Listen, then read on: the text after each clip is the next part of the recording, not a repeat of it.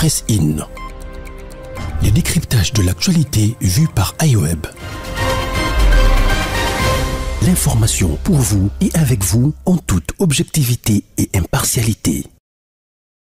Bonjour chers internautes de iWeb RD Congo, chers auditeurs de iWeb Radio, chers lecteurs de iWeb rdc.com. Nous vous souhaitons la bienvenue à cette émission Press In qui chaque matin revient sur l'actualité. Aujourd'hui, comme d'habitude, nous allons parler de l'enquête faite par Africa Intelligence, un média international qui cite notamment Azarias Rouberois qui financerait les groupes armés dans l'est de la RDC. Pour en parler, je suis avec Madame Kandi à qui je dis bonjour. Bonjour Gilbert Ngonga. Mais également Gédéon Atibou, bonjour.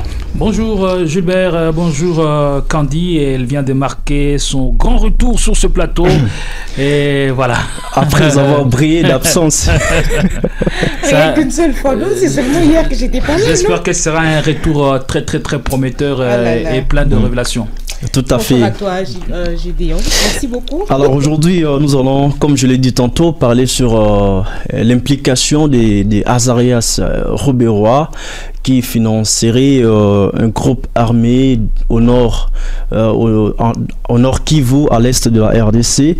Alors, un média, parce que c'est aussi le rôle des médias de mener des enquêtes pour éclairer la situation, permettre à la population, au public de comprendre ce qui se passe dans un pays. Alors, ces médias qui s'appellent Africa Intelligence, un média international qui serait crédible à mener des enquêtes justement sur le sol congolais, et il est arrivé à la conclusion selon laquelle l'ancien vice-président de la République démocratique du Congo, Azarias Rouberois, et un député qui s'appelle Moïse Nyarugabo sont, selon ces médias, impliqués dans le financement d'un groupe armé dans l'est de la RDC. Alors, nous allons analyser sur ces sujets. D'abord, ces révélations peuvent conduire la MONUSCO à pouvoir nous imposer dans un embargo des armes, parce que vous allez vous souvenir avec moi que la RDC a été mise sous embargo. Pourquoi? Parce que les armes circulaient comme des petits pains dans l'est de la RDC.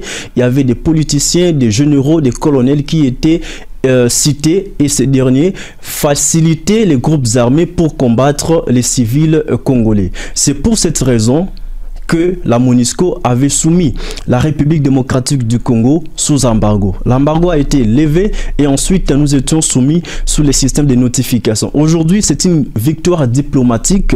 Nous avons pu réussir avoir les mains libres pour s'acheter les armes et protéger l'intégrité nationale. Avec cette révélation des Africa Intelligence, parce que selon ces médias, les services de sécurité de la RDC et ceux de Washington ont travaillé ensemble. Ils se sont arrivés aussi à cette même conclusion, que Azarias Rouberois soutient ou finance les groupes armés. La conséquence, c'est que demain ou après-demain, nous pouvons être soumis dans l'embargo et on n'aura plus la force ou l'accès, la facilité de s'acheter les armes pour combattre l'ennemi, alors qu'on s'approche des élections et il y a la guerre dans l'est de la RDC. La deuxième des choses, c'est que certaines personnalités congolaises sont impliqués dans la guerre de l'Est de la RDC. Vous vous souvenez avec moi, une fois Mosso, le président de l'Assemblée nationale, avait reçu dans son bureau les élus nationaux du Nord et du Sud du Kivu. Il leur avait demandé de quitter les groupes armés, comme pour dire que certains députés sont impliqués ou financent les groupes armés qui écument les richesses de la RDC dans l'Est de la République démocratique du Congo. Troisième élément, c'est que le mal du Congo, c'est le Congolais lui-même. Le mal du Congo, c'est le Congolais. Il y a beaucoup de Congolais qui sont cités et qui sont de mèche avec les groupes armés. Il y a par exemple un ancien ministre qui s'appelle Justin Bitakwira.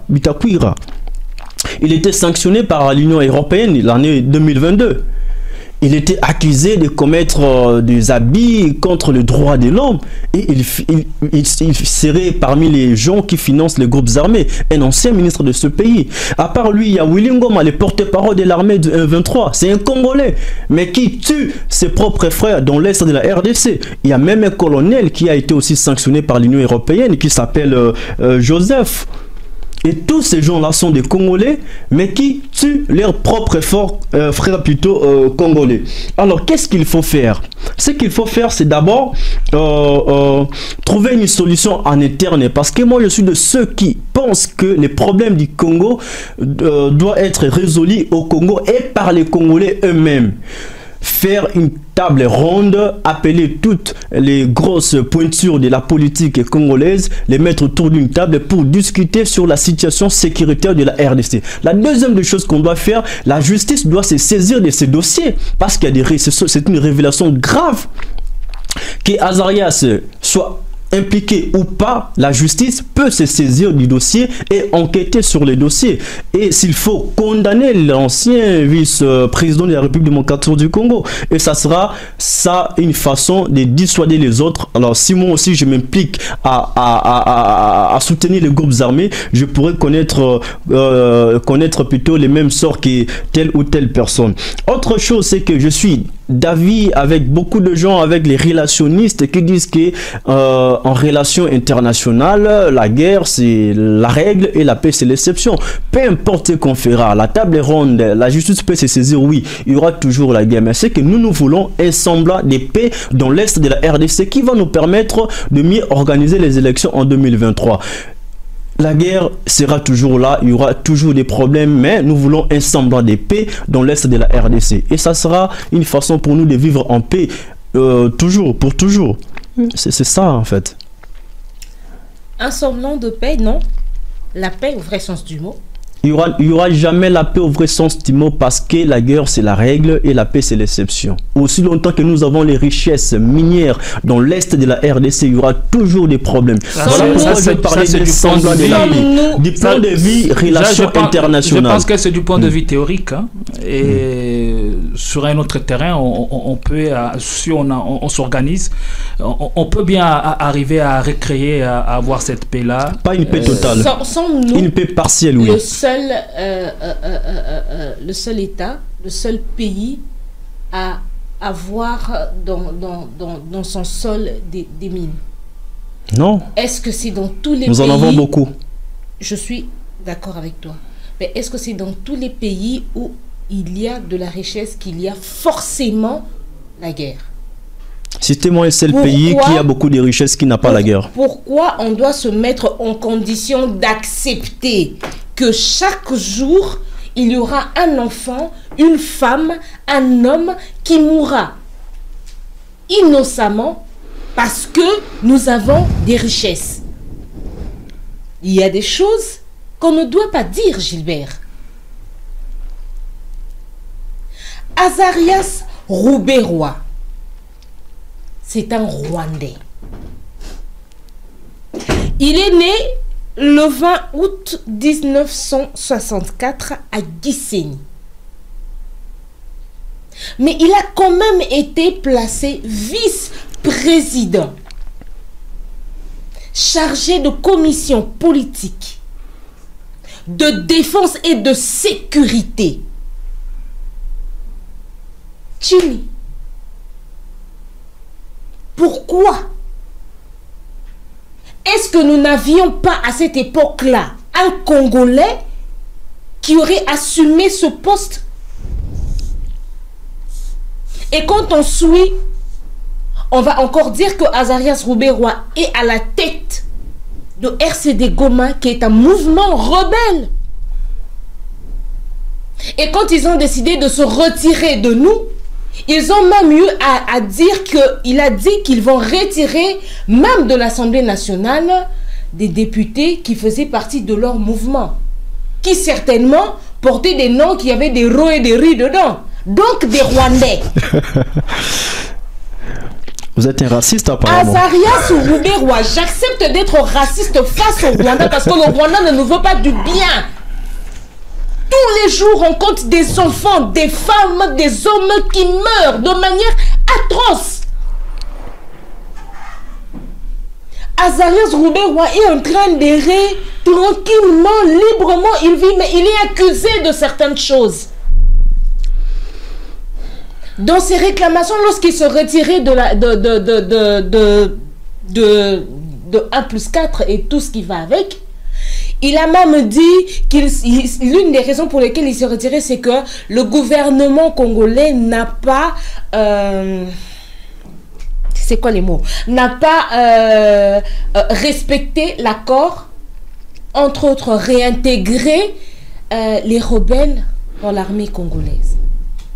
Ces rebelles qui ont tué, ces rebelles qui ont ôté la vie à des enfants. Je ne comprends pas. Qu'est-ce qui se passe dans la tête du Congolais? Je ne sais pas pourquoi est-ce que... Tu sais quand on dit que la justice doit se lever, hein, pour essayer d'enquêter autour d'Azarias Rouberoua. Je ne sais pas si on aura un résultat. Je ne sais pas s'ils vont faire le travail qu'il faut. Parce que biso moronano on a un dossier tout la de loko ba chile gelo ba 145 territoires ba mongo za détourné tout c'est là tout le monde a des décisions drastiques, tout le monde a des actions fortes pour un changement quelconque exaté.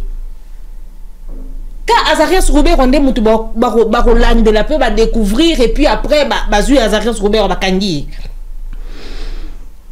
Moïse Nyarugabo. Tu sens que c'est du Rwandais. Mais pourquoi on doit placer une personne comme ça, actif dans notre gouvernement? Pourquoi c'est un Rwandais? C'est un député. Mais en tant que député, il fait quoi? Parmi nous, pourquoi? Les Rwandais sont contre nous depuis des années. L'ONU vient de découvrir ici une autre fosse. 50 corps dedans. Fosse commune. Dont 12 enfants, 6 femmes et puis des hommes.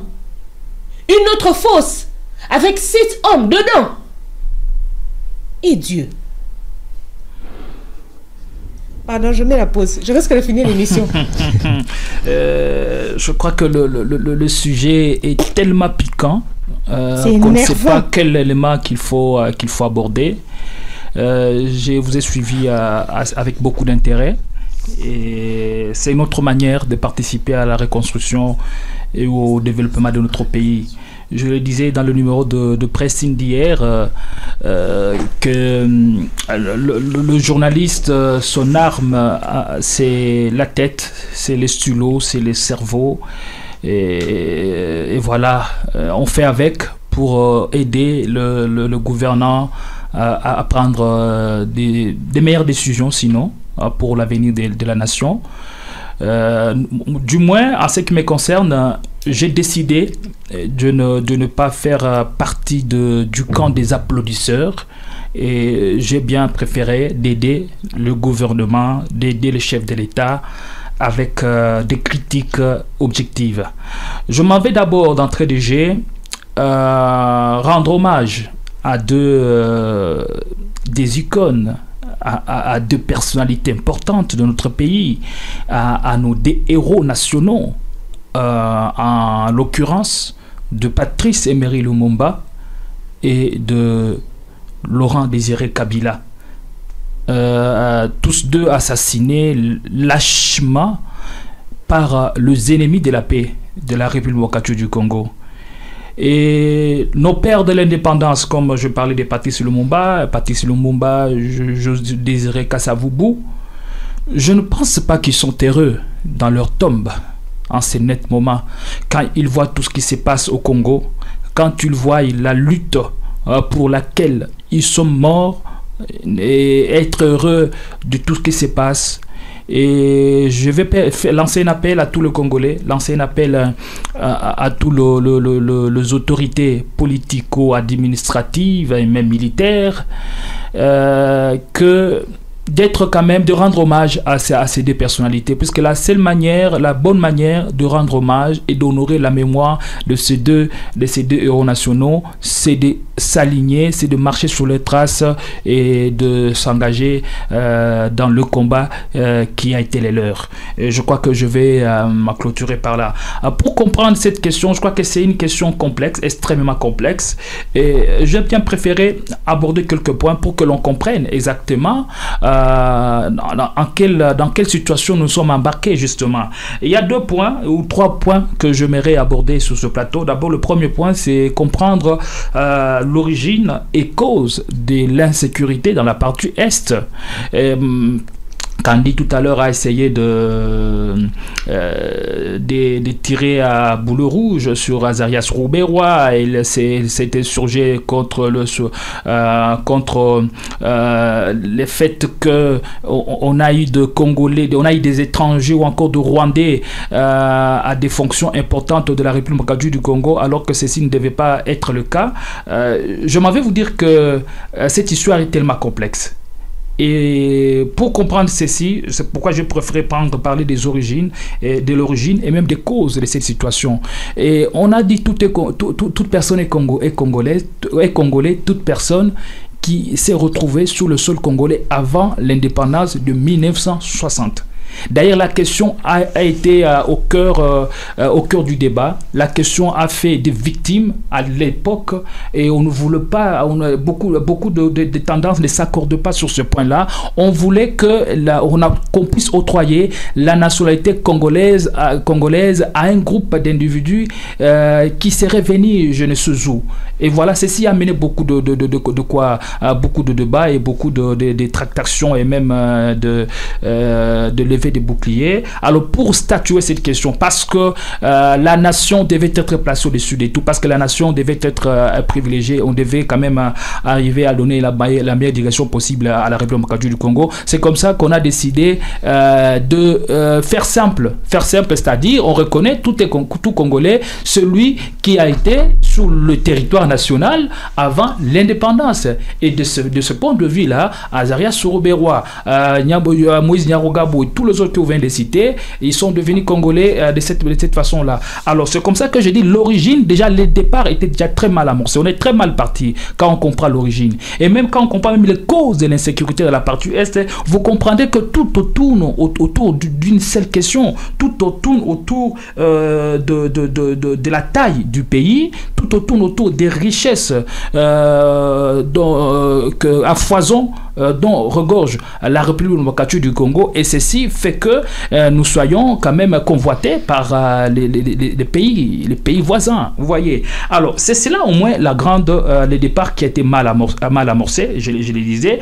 Et le deuxième point à aborder, c'est la responsabilité, notre responsabilité, la responsabilité contemporaine, parce que Lumumba n'est plus là. Lumumba et le Kaskasa-Boubou ont fait leur temps, n'est-ce pas? Ils ont rendu de loyaux services, et moi ça j'appelle de loyaux services à la nation, et ils sont morts pour la nation, même si à un certain moment les historiens essaient de falsifier l'histoire, parce qu'on dit si les lions n'écrivent pas sa propre histoire, les récits de chasse tourneront à la gloire du chasseur. Les lions, c'est qui? On estime que le lion, c'est l'Afrique, qui est un continent très fort, et les chasseurs, c'est qui? Les chasseurs sont des Occidentaux qui sont venus en Afrique, et ils nous ont dépouillé de toutes nos valeurs, ils nous ont dépouillé de toute notre intelligence pour qu'on en soit à terre. Alors, si cette histoire nous est écrite, si cette histoire nous est au moins mise sous forme d'un papier par les Occidentaux, ce ne sera pas une histoire qui sera mieux racontée,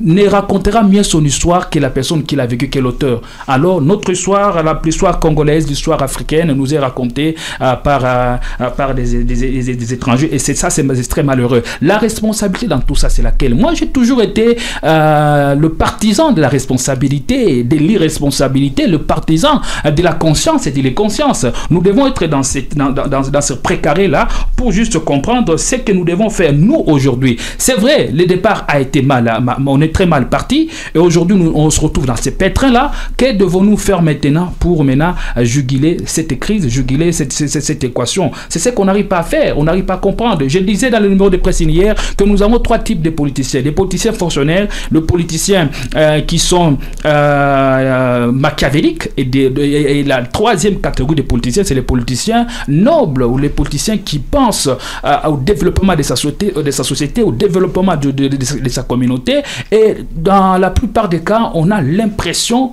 de n'avoir que des politiciens machiavéliques, des politiciens qui sont justement fonctionnaires, qui vivent et qui se comportent comme des fonctionnaires, qui n'ont rien à proposer à la nation. Ils ne s'opposent même pas à leur père ou à leur parrain politique. C'est la race de politiciens que nous avons aujourd'hui. Est-ce que ne faut-il pas que nous, Congolais, nous puissions prendre conscience? La jeunesse d'aujourd'hui doit s'élever et dégager ou encore mettre de côté cette génération, la génération 60, la génération 50 qui a complètement échoué. Est-ce que les jeunes d'aujourd'hui ne sont pas capables de considérer les enjeux auxquels fait face la République du Congo et aussi prendre la lutte et s'élever comme un seul homme pour barrer la route aux ennemis de la paix, et aussi à tous ces politiciens véreux, à tous ces politiciens fonctionnaires et machiavéliques qui sont en train de précipiter les pays au bord du précipice? Et ça, c'est malheureux. Et maintenant, si les appétits individuels doivent céder à l'intérêt général, je trouve que ça, c'est malheureux. Il y a maintenant des problèmes. La situation de guerre, de soutien à un mouvement rebelle. Je crois que ça, c'est malheureux. C'est malheureux, pourquoi? C'est malheureux parce que j'estime que la notion de civisme va au-delà de tout. Et si on avait des valeurs civiques, on ne se comportait pas ainsi, quel que soit le problème, quelles que soient les revendications qu'on a. Et aujourd'hui, je me dis, est-ce que notre État, nous sommes encore un État? Parce que l'État, c'est la forme. L'État, c'est l'organisation. L'État, c'est l'âme. Et je pense que nous ne sommes pas encore un État, et moins encore une nation. Parce que la nation, c'est le sentiment d'appartenance à une contrée. On n'arrive pas à avoir ces sentiments du vouloir vivre ensemble.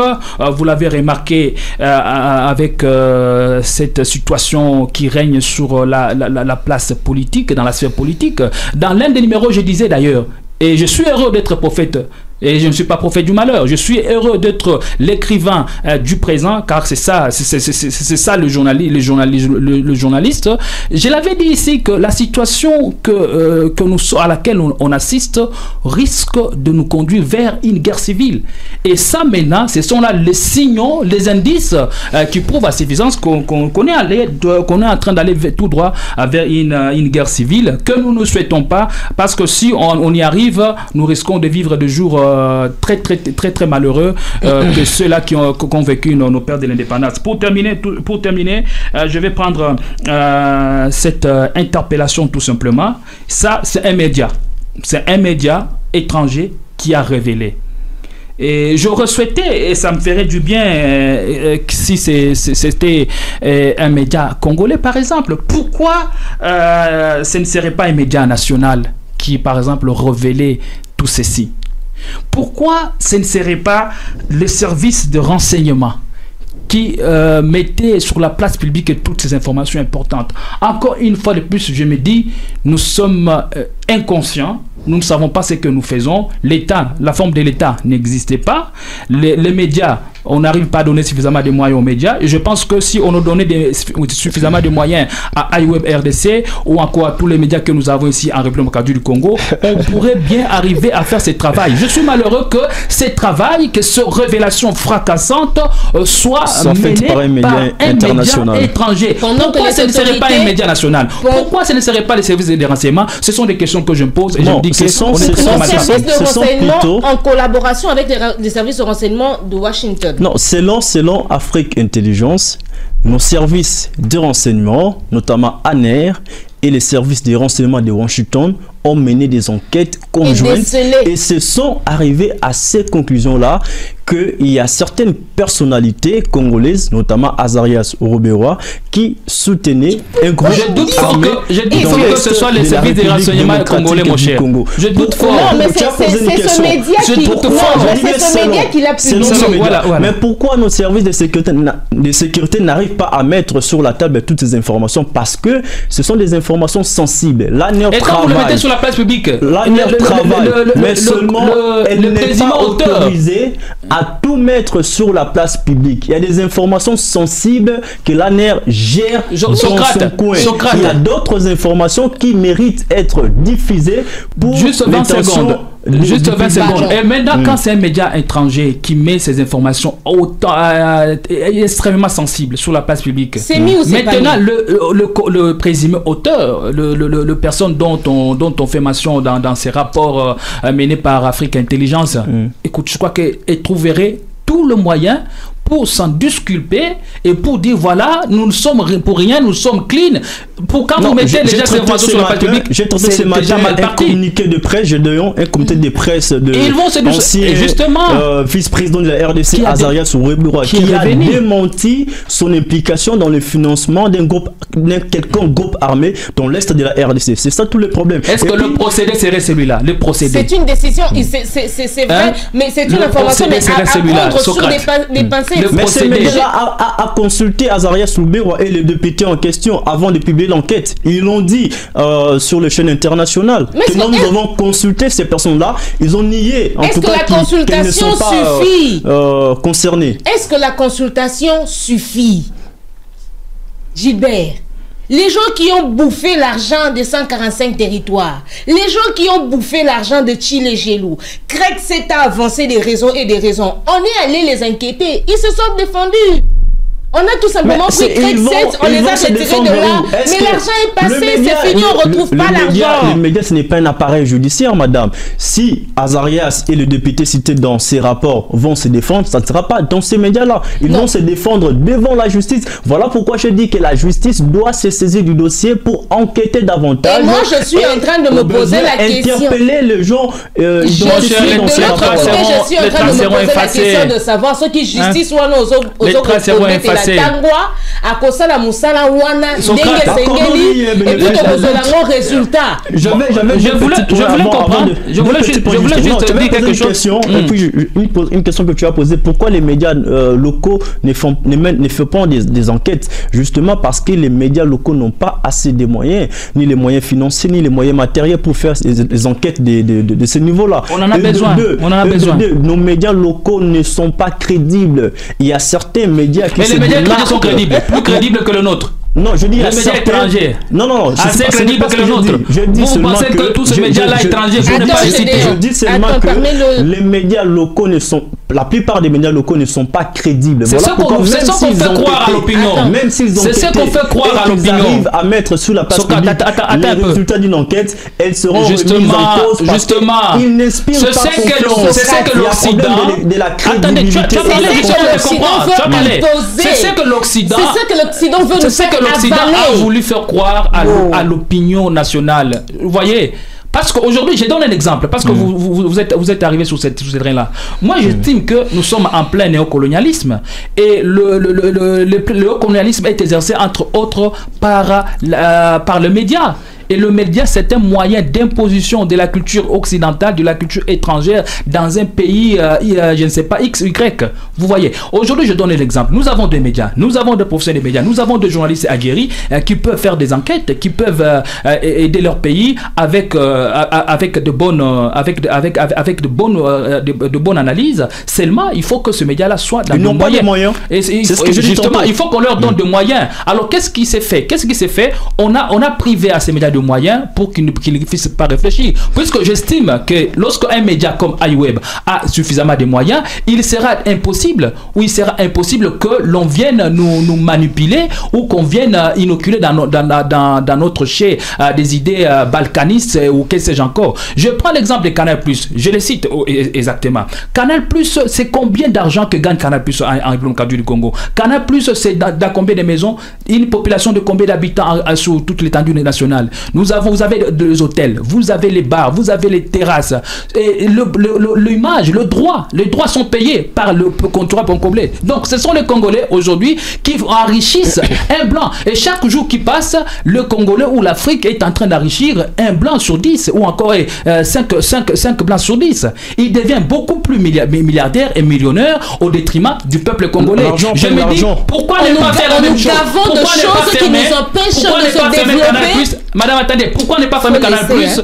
Pourquoi ne pas fermer Canal Plus et créer un moyen pouvant donner aux médias congolais cette possibilité de vendre leurs produits et leurs images? Voilà. Et là, c'est une interpellation que je lance à Patrick Mouyaya. On peut même ne pas fermer Canal Plus. Canal Plus peut continuer d'exister. C'est une entreprise. Ça n'a aucun sens. Ça peut, mais le problème c'est de ramener le média, le niveau du Congo à cette hauteur-là. Ça n'a aucun sens. Est-ce qu'eux nous accepteraient facilement dans leur pays? Je donne un petit mot. Eux nous faciliteraient dans leur pays. Je voudrais aussi rencontrer Madame Kandi dans peu de temps en fait. Vous avez dit pourquoi Azarias Robero s'est retrouvé dans les gouvernements et vice-président de la RDC. Justement parce que Kabila, Joseph Kabila bien sûr, arrive au pouvoir dans un contexte très compliqué. Il y avait la guerre partout. Je pense que c'est sujet, mais RCD avec Azarias Robero, MLC avec Jean-Pierre Bemba et consorts. Ces belligérants-là se sont retrouvés, je crois, en Afrique du Sud. Ils ont signé un accord de Saint-City. Voilà pourquoi il était vice-président de la République démocratique du Congo. Donc c'était un accord.